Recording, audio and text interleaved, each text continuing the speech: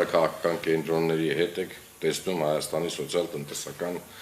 խնդիրների լուծման հեռանկարները։ Այստեղ մենք մի քանի պատասխանի հնարավորություն ունենք եւ 27.8%-ը նշել է Ռուսաստանի հետ, 25.8%-ը նշել է Եվրամիության հետ, ԱՄՆ-ի հետ նշել է 15.5%-ը, Իրանի հետ նշել է 13.3%-ը, ոչ մեկի հետ նշել է 11%-ը եւ 3.4%-ը նշել է Եվրասիական տնտեսական միության հետ։ Հիշեցնեմ, որ Ռուսաստանը 27.8%-ը, ես կարծում եմ այս տոկոսները կարելի է գումարել եւ եթե մենք գումարենք մոտ 32%-ը կստացվի, որ այդ դեպի Ռուսաստան եւ դեպի ԵԱՏՄ-ը եւ այս առումով կարող եմ նշել փոփոխությունը, որ ի տարբերություն մեր նախորդ տարվա տենդենսների դեպի Եվրամիություն ավելի շատ ձգտելը, այստեղ մենք գրանցել ենք կրկին հետադարձ, որ հետադարձ ուղղվածություն եւ Ռուսաստանի հետ ձգտումը դեպի Ռուսաստան ավելի մեծ է, քան Եվրամիության հետ համագործակցություն, չնայած Եվրամիության հետ նշել ենք 25%, կան քիչ չէ։ Ընդ որում նշեմ, որ այս հարցի հեղինակն է քաղաքագետ Բենյամին Մաթևոսյանը, մենք խնդրել ենք տարբեր մեր գործընկերներին տրամադրել մեզ որոշակի հարցեր եւ Բենյամին Մաթևոսյանը առաջարկել էր այս հարցը։ Եվս մեկ հարց է առաջարկել Բենյամին Մաթևոսյանը, որը ես կկրկնեմ, ինչպես եք դուք անձամբ պատրաստ պայքարելու ձեր սոցիալ-տնտեսական խնդիրների լուծման համար։ Եվս մի քանի պատասխանի հնարավորություն կա։ 43.9%-ը նշել է պատրաստ եմ քվեարկել կուսակցության կամ առաջնորդի օգտին, ով իրական տնտեսական ծրագիր կներկայացնի։ 18.4% նշել է արդեն պայքարում եմ, բոյկոտում եմ տրանսպորտի թանկացման, 100 դրամից ավել չեմ վճարում, ընդ որում 18.4%-ը խոսքը գնում է ամբողջ Հայաստանի քաղաքացիների շրջանում, որովհետև կան մոտիկ շրջանի բնակիչներ, Աբովյանի, Արարատի, որը որ գալիս են այստեղ եւ ասենք ուսանողություն կամ աշխատում են Երևանում, եթե նայում ենք միայն Երևանի բնակիչության մեջ, այդ դեպքում 27%-ը նշում, որ բոյկոտում է արդեն իսկ եւ չի վճարում կամ վճարում է 100 դրամ։ 8.1%-ը նշել է, որ պատրաստ եմ գնալ հանրահավաքների եւ փողոցներ փակել։ 5.6% նշել է, որ պատրաստ եմ միանալ համապետական գործադուլներին եւ այլ մեկ նշել է 1.6%-ը։ Ոչինչ չեմ արել նշել է 15.2%-ը եւ դժվարացել է պատասխանել այս հարցին 17.6%-ը, ինչպես ասացի, այս հարցը եւս մեր գործընկեր քաղաքագետ Բենյամին Մաթևոսյանն է առաջարկել։ Հաջորդ հարցը. գնահատեք Հայաստանի Հանրապետության վարչապետ Նիկոլ Փաշինյանի աշխատանքը։ Ես իհարկե մի քանի շրջափուլերի տվյալներ եմ բերել, բայց վերջինները կարդամ, հետո պրեզենտացիան կտամ, եթե կուզենաք համատականներ կանցկացնեք։ Լիովին դրական աշխատանքը գնահատել է միայն 9%-ը, ավելի շուտ դրական գնահատել է 15.5%-ը, ավելի շուտ բացասական գնահատել է 19.1%-ը եւ 46.5%-ը ընդհանրապես բացասական է գնահատել։ Եթե կարելի է օպերատորները խնդրեմ չխանգարեք, հա։ 10%-ը նշել է, որ դժվարանում է պատասխանել այս հարցին։ Ինչ է կարծում Հայաստանի Հանրապետությունում քաղաքական իրավիճակը կայուն է։ Լիովին կայուն է նշել է 6.4%-ը, ավելի շուտ կայուն է նշել է 16.5%-ը։ Ավելի շուտ կայուն չի 16.7%-ը նշել եւ 56.3%-ը նշել է, որ ընդհանրապես կայուն չէ, այսինքն մոտ 75%-ի կարգի մեր քաղաքացիները նշում են, որ իրավիճակը կայուն չի քաղաքական։ Ինչ է կարծում ներկայումս առկա քաղաքական վիճակում անհրաժեշտ է արդյոք իրականացնել արտահերթ խորհրդարանական ընտրություններ։ Սա եւս շատ հետաքրքիր տվյալներ ենք ստացել։ 44% նշել է, որ միանշանակ անհրաժեշտ է իրականացնել արտահերթ ընտրություններ, 16.4%-ը նշել է, որ ավելի շուտ անհրաժեշտ է, այսինքն մոտ 60%-ից ավել նշում են, որ Հայաստանի Հանրապետությունում անհրաժեշտ են իրականացնել արտահերթ խորհրդարանական ընտրություններ։ 10.3%-ը նշել է, որ ավելի շուտ անհրաժեշտ չեն, եւ 23.5%-ը նշել է, որ ընդհանրապես անհրաժեշտ չեն։ Ընդ որում ես այստեղ ուզում եմ շեշտադրել, որ այս 23.5%-ը ովքեր որ ասել են, որ անհրաժեշտ չէ իրականացնել արտահերթ խորհրդարանական ընտրություններ, դա չի 23.5-ը, դա չի նշանակում, որ այս 23.5%-ը համամիտ են այս աշխատանքները, որը իրականացնում է իշխող կուսակցությունը եւ ուզում են անփոփոխ մնա ամեն ինչ։ Չէ, ես կարծում եմ այս 23.5%-ի մեջ կան նաեւ մարդիկ, ովքեր որ չեն տեսնում ալտերնատիվա, հա, այսօրվա իշխանությունները կամ չեն տեսնում են քաղաքական ուժը, որին կարող են ձայն տալ եւ ի ապացույց այն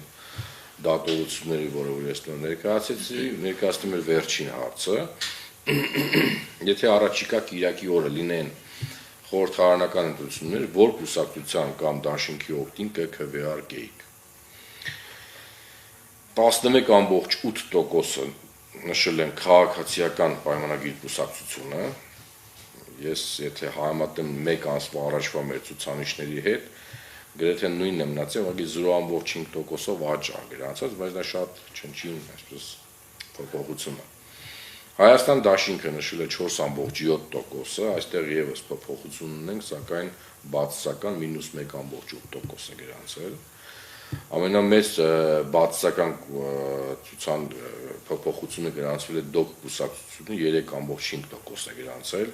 եւ ունի -3.3% ցուցանիշի նվազում, բայց սա բացատրելի է, մենք գիտենք, որ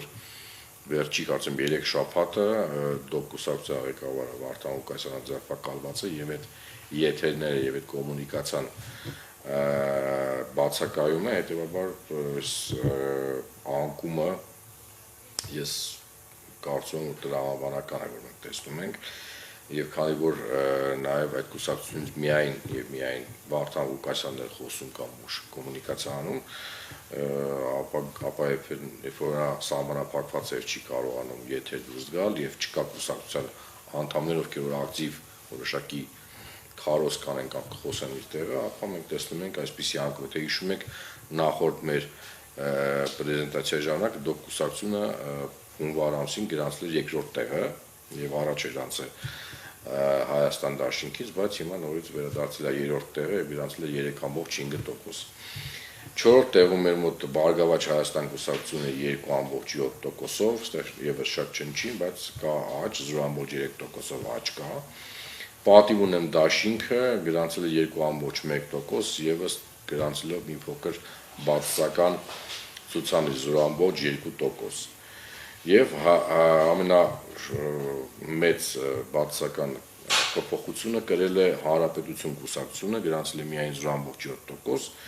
եւ նախորդ մեր հարցման ժամանակ նրանք գրանցել են 1.8%, ունեն -1.1% իրենց 1.8%-ից։ Ազգային ժողովրդավարական բևեռը գրանցել է 0.7%, Հայաստանի Հանրապետական Դաշնակցություն կուսակցությունը 0.3%, Հայ ազգային կոնգրես կուսակցությունը 0.2%, Լուսավոր Հայաստան կուսակցությունը 0.1% եւ այլ կուսակցություններ ընդհանուր գրանցել են 1.5%, ոչ մեկին նշել է 6.2%-ը, կփչացնեմ քվեատերտիկը նշել է 4.7%-ը,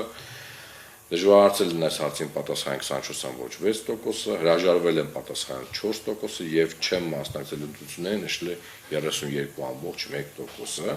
Ինձ թվում է նշում անեմ, այս այլ կուսակցությունների մեջ 1.5% կա, դեք ինչ ամեն մեր հրապարակումից հետո տարբեր կալիբրի կուսակցություններ, հիմնականում փոքր, հա, կուսակցություններ, որոնց մասին մենք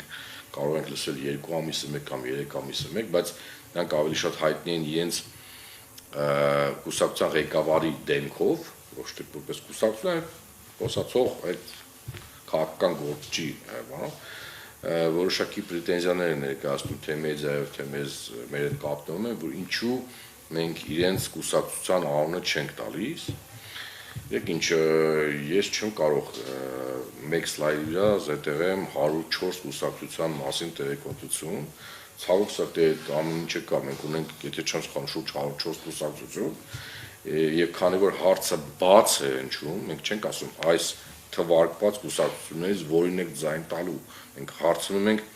որ կուսակցության եք ձայն տալու, եւ եթե նրանց մոտ կա արդեն իսկ ձևավորված վերաբերմունք, պարտադիր չի։ Մենք մի հատ այդ կուսակցության մասին հիշեցնենք իրեն, հետեւաբար նա կարող է արձագանքել եւ ասել, եւ պատասխանները մենք ամփոփում ենք եւ ներկայացնում ենք։ Այն կուսակցությունները, որոնց ընդ որում կուսակցություն չեն, ասում են անձի անունը, հետո հիշում են, ասում են, հա, կարծեմ sense կուսակցություններ կա, եւ եթե նրանք նշում են 1 հոգի, հա, հարցվածներին, նրանք մենք կամ չեն նշում ընդհանրապես։ Ամեն դեպքում անգամ այդ մի հոգի նշվածները մենք ամփոփում ենք եւ այլի տակ ներկայացնում ենք, կրկնում եմ, մենք չենք կարող 104 կամ 100 կուսակցության տվյալներ բերենք, հա 0.01 եւ անիմաստ է։ Հա, ելեմ ասում, մեր նպատակը նա չէ, որպեսզի մենք հիշեցնենք իրենց կուսակցությունների մասին, որ ընդհանրապես դες կուսակցություն կա գրանցված։ Ելեմ ասում, երբ որ կուսակցության ղեկավարը, հա, չեմ ասում, ղեկավար մարմնի անդամներ, ղեկավարը բարբերաբար, միգուցե նաև ակտիվ ելույթ է ունենում տարբեր հարթակներում եւ խոսում է, դա չի նշանակում, որ իրենց կուսակցության մասին մարդիկ գիտեն կամ հիշում են։ Հետևաբար այդ պրետենզիաները կարծում եմ, որ տարբեր կուսակցությունների քաղաքական գործիչների մոտ մեկ-մեկի այդ են գալի, իսկ կարծում եմ բացատրեցի եւս մեկ անգամ, թե ինչի այս պատկերը, մենք գրանցում ենք այն, ինչ որ հասարակությունը մեզ պատասխանում է կուսակցությունների վերաբերյալ, ամփոփում ենք, ներկայացնում ենք, անկախ նրանից ինչ որ մեկի դուրը գալիս է կամ դուրը չի գալիս, մշտապես սա կրկնում է։ Այսքան դեր մեր տվյալները, շնորհակալություն, թե հարցեր կա, պատասխանեմ։ Ձեր ասվածից ելնելով էլի, գուցե պետք է հարցը ձևակերպի այնպես, թե քաղաքական որ գործչին ձայն տալ, գուցե դեպքում ծանոթները նայեք, տարբերակ է, բայց մեր մոտ ընտրություններին մասնակցում են կուսակցությունները, ոչ թե գործիչները։ Հիմա նայեք, եթե մենք ուզենանք փորձենք ինչ որ ձևով բացահայտենք, թե ովքեր կան դաշտում, բայց հարցը այդ ձևի չեն, միգուցե թե որ քաղաքական գործիչին են ճանաչում, որին են հավանում, դա ուրիշ տարբերակ է, չէ, բայց այս հարցը վերաբերվում է ընտրություններին, հետևաբար մենք չենք կարող մեկ հարց տալով պատասխանենք 15 հարցի եւ նաեւ ինձ անենք, որ բոլորը գոլ լինեն մեր հրապարակած տվյալները։ Մենք չենք հրապարակում մեր տվյալները, որպեսզի ինչ որ մեկը գոլ լինի կամ դժգոլ լինի։ Դա իրենց խնդիրներն են։ Եվ ես բոլորին առաջարկել եմ, ովքեր որ այդպես պրետենզիաներ ունեն, թե ինչի մեր օրինակյանը 0.01%-ը չկա եւ մեր հանրագրված չի, ես ասում եմ, եթե համաձայն չեք տվյալների հետ, մենք չենք տնդում, որ սա 100%-անոց համապատասխանում է, իրավիճակը փոփոխական է, կան այլ հետազոտական ընկերություններ, գնացեք վճարեք գումար, պատվիրեք եւ տեսեք ձեր քաղաքական լավ չասեմ, ոչ բան, քաղաքական ռեյտինգը տեսեք։ Եթե հետաքրքրություն կա, կարծում եմ կանադառնանք ինչ-որ ձև։ Հիմա դեռ շատ վաղ է դրա մասին խոսել, հա, շատ անգամ ինձ հարցնում են, ով ինչ է կարծում, ով կհաղթի, ես չգիտեմ հիմա, որովհետև մենք մոտավոր գիտենք մասնակիցներին, հա, մենք, ասենք այն մարդիկ, ովքեր հետաքրքրում են, բայց հասարակությունը դեռ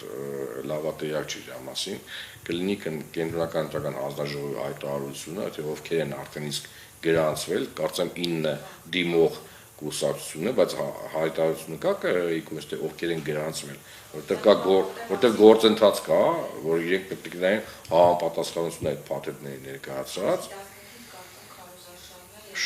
Շատ լավ, ես կարծում եմ, որ կլինի այդ հայտարարությունը կամ կմեկնարկի այդ Խարոզար շավը եւ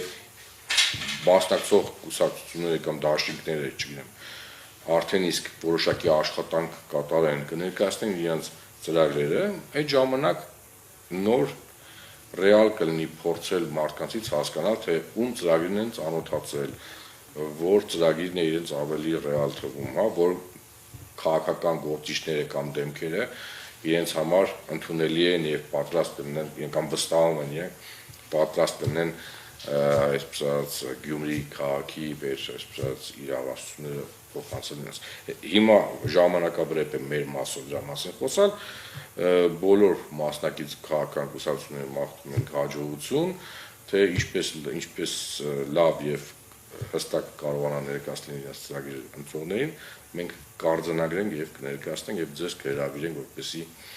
մեր այսպես տվյալները ներկայացնենք։